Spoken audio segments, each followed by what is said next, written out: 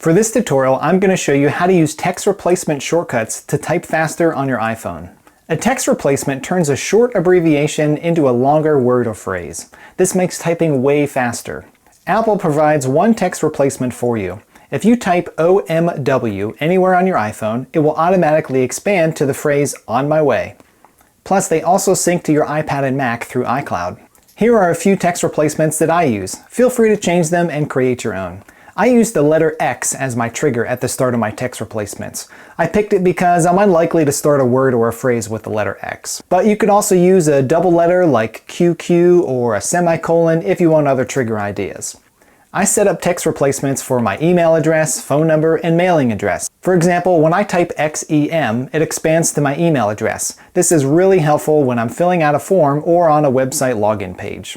I also created a text replacement for a few of my favorite emoji. For example, when I type XWAVE, it expands to the waving hand emoji. One of the other killer features of text replacements is when it's used to correct typos and misspellings.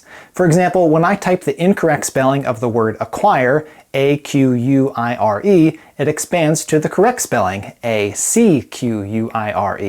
You can use this for other tricky spelled words, people's names, and acronyms too.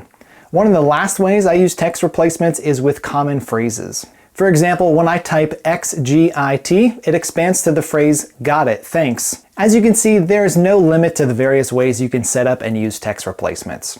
Now that you've seen some examples on how to use text replacements, here's how you can create your own.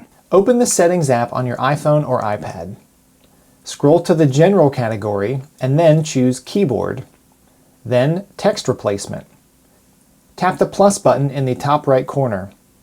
In the Phrase field, type the text you want to appear when you use the shortcut. In the Shortcut field, enter the abbreviation or shortcut you'd like to use to trigger the replacement. Now head over to the Messages or Notes app to try typing your shortcut and watch as it expands to your word or phrase.